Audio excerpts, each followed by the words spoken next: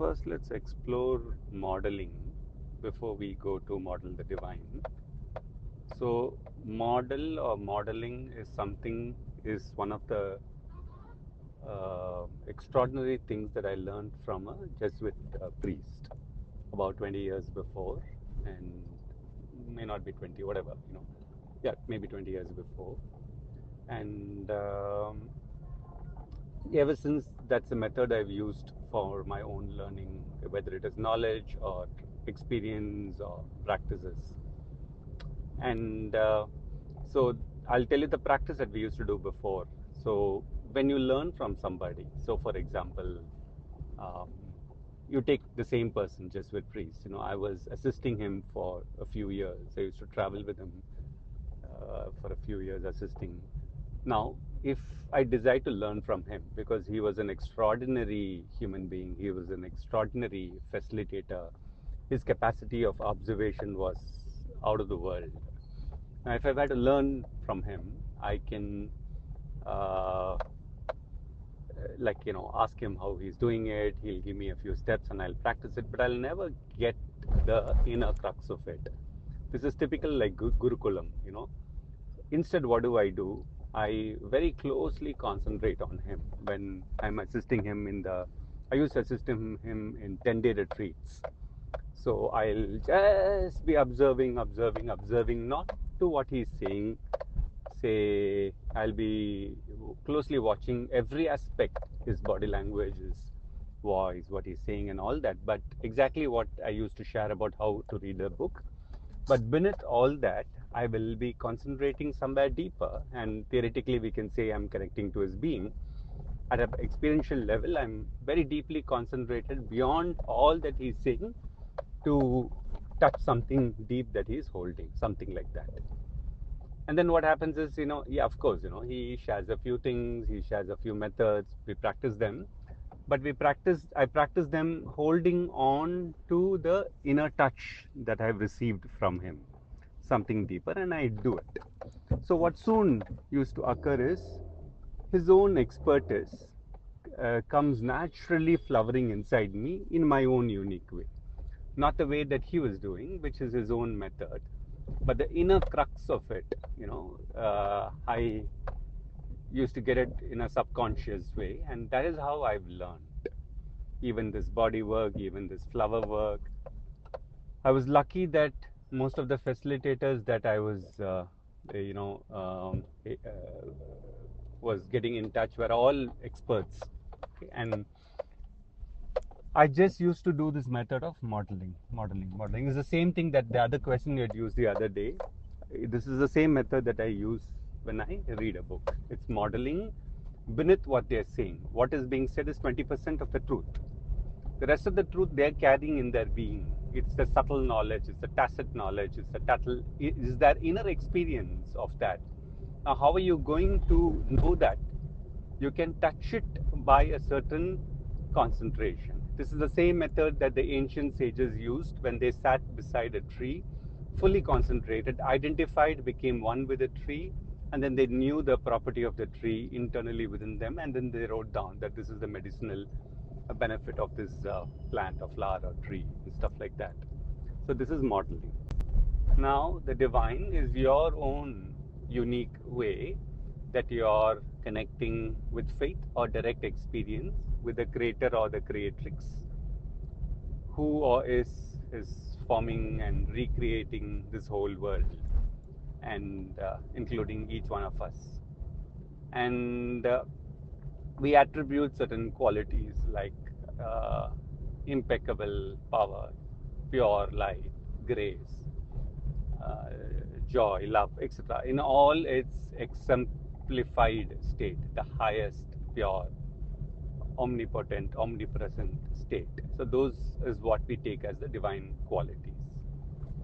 Now here, so if you go back to the modeling basics, the first step in modeling is I connect to something that I resonate. I become it at a beyond conscious level.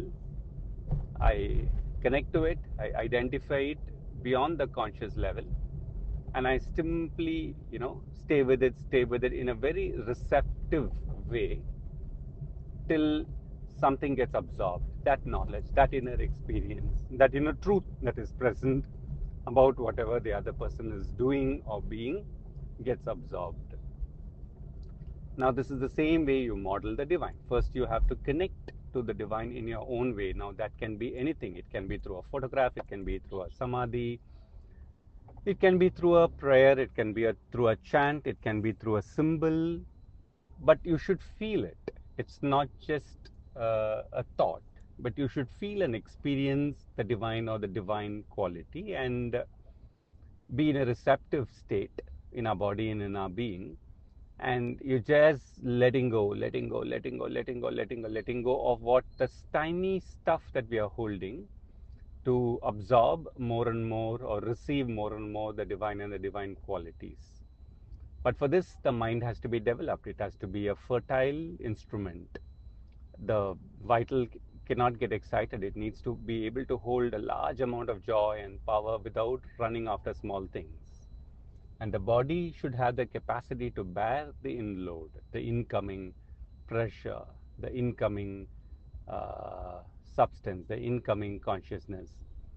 When we develop it like that, so it is modeling. Modeling simply means I am connecting, identifying and receiving, and I'm becoming more and more like what I love. In this case, it's the divine, in my own unique way, in retaining my features, retaining my regular stuff, my even if we can use the word my personality, in the sense of it, retaining that, but all of that will expand to become more and more like these higher qualities.